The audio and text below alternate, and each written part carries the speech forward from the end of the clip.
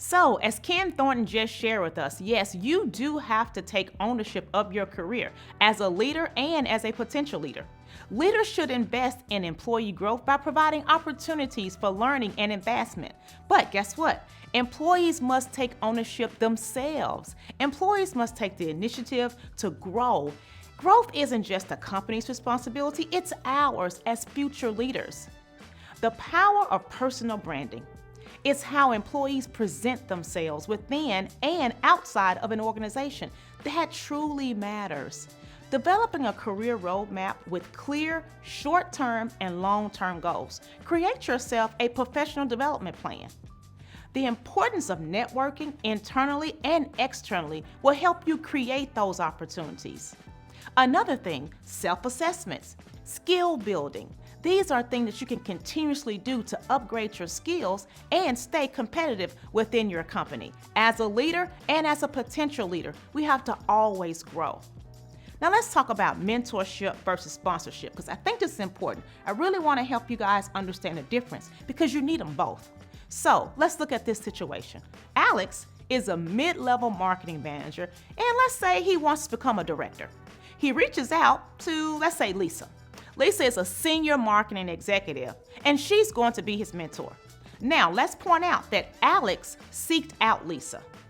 When you have a mentor, you seek them out, okay? So let's look at some actions around being a mentor. Lisa meets with Alex regularly. She offers him advice on leadership skills, strategic thinking, and navigating some of the office dynamics. Now, Lisa shares her own experiences from her career. She gives him guidance on how to handle challenges. She provides some constructive feedback on his projects, and she gives suggestions about training programs like this one to help him grow. Now, Lisa encourages Alex to network, but she doesn't directly influence his promotion. So, the key takeaway in that is being a mentor or having a mentor, they provide guidance and coaching and development advice, but they do not directly advocate for your career advancement. That's what a sponsor does, okay? So now let's look at sponsorship. Sponsorship. Now, let's say after working with Lisa, Alex grown in his role, he loves what he's doing, he's shining, he's taking on special projects, and he's ready for the leadership position. He's ready to go to the next level. However, now Alex needs someone to advocate for him at the decision-making table. Alex now needs someone to be in those rooms that he'll never be in. He wants his name to be mentioned to help him get his promotion that he's looking for. So let's look at an example of that. So now Lisa, she's got Alex confident in his skills. She's even brought his name up in some executive meetings that are being discussed about candidates for promotions. Now Lori has acknowledged that. Lori personally recommends Alex for a high visibility project that will showcase his leadership abilities. Lori also introduces Alex to some other key stakeholders and ensures that he's in the room when decisions are being made.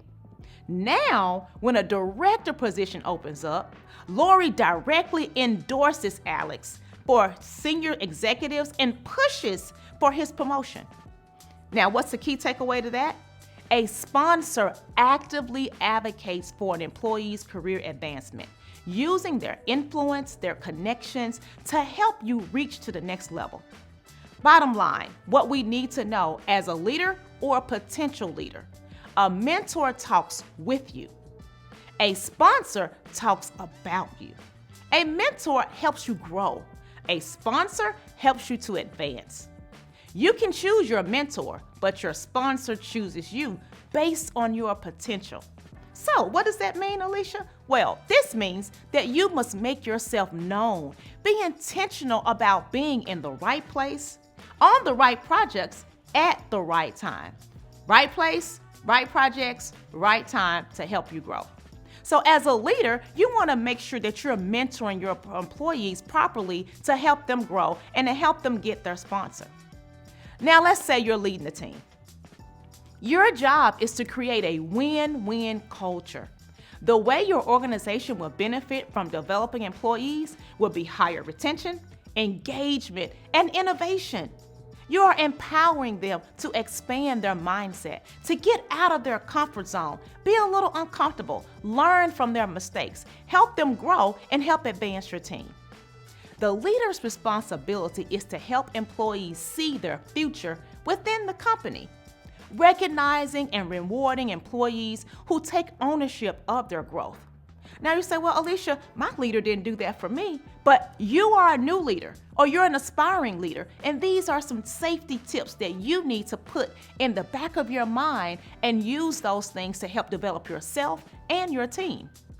Because as a leader, you want to make sure that you encourage a growth mindset, adapting to change and seeking lifelong learners. Leaders are readers, and you need to create that culture for yourself and for your teams.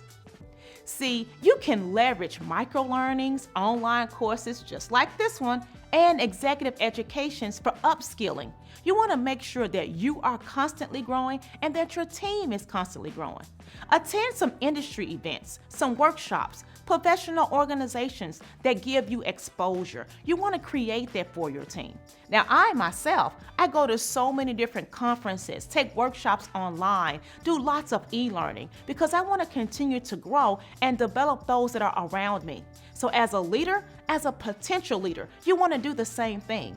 So let's get up, get out of our comfort zones, and go after your dreams. And don't forget, continue to network, own your career, and be careful and consistent about your brand. Thank you guys so much for listening. I am so happy that you decided to take the time to take this online course for leadership development. I hope this course truly helps you to differentiate. And if you ever need me for anything, any one-on-one, I offer special white glove services. My email address is Alicia, that's ALICIA, at acareergirl.com. You can always text or call me at 901-402-1002. I'm always happy to help. And check out my website at acareergirl.com. I hope to see you soon and enjoy. Thank you for investing in you. You owe it to you to go after your dreams. Have a great one.